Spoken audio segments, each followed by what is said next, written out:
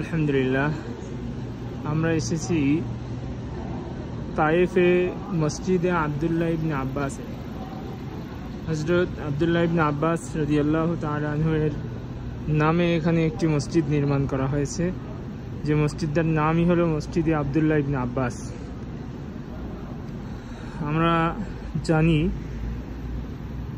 সর্বকালের সর্বশ্রেষ্ঠ মুফাসসির হিসাবে যাকে আল্লাহ রসুল সাল্লাল্লাহু আলাইহি ওয়াসাল্লাম খ্যাতি দেন, তিনি হলেন হযরত আবদুল্লাহ ইবনে আব্বাস রাদিয়াল্লাহু তাআলা আনহু।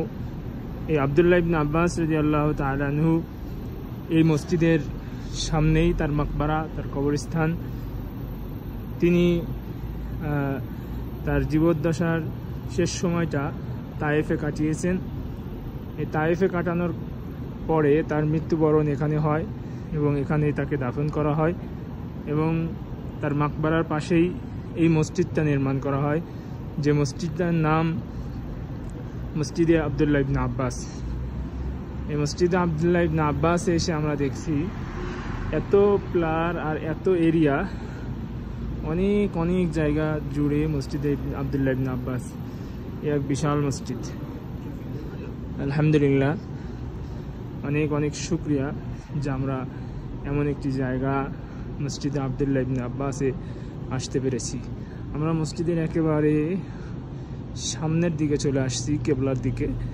আমরা এখানে দেখতে পাচ্ছি যিনি যেখানে দাঁড়িয়ে তিনি নামাজ আদায় করতেন, এবং এখানে দেখতে পাচ্ছি মেহরাব, যেখানে খতিব সাহেবরা খুতবা প্রদান করে থাকেন, সে মেহরাব দেখতে পাচ্ছি।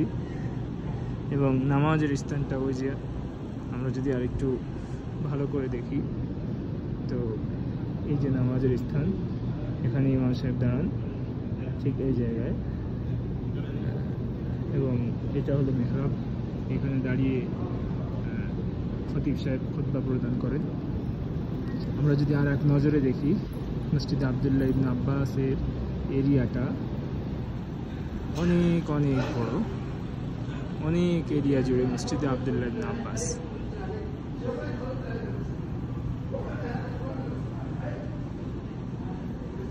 পৃথিবীর সর্বকালের সর্বশ্রেষ্ঠ মুফাসসির হিসাবে যিনি খ্যাতিমান ছিলেন, তাফসির বুঝতেন, তিনি হলেন হযরত আবদুল্লাহ ইবনে আব্বাস রাদিয়াল্লাহু তাআলা আনহু। আজকে সেই আবদুল্লাহ ইবনে আব্বাস রাদিয়াল্লাহু তাআলা আনহু মসজিদে এসে আমরা 2 রাকাত নামাজ আদায় করতে পারছি। এটা আমাদের জন্য অনেক শুকরিয়ার বিষয়। আলহামদুলিল্লাহ।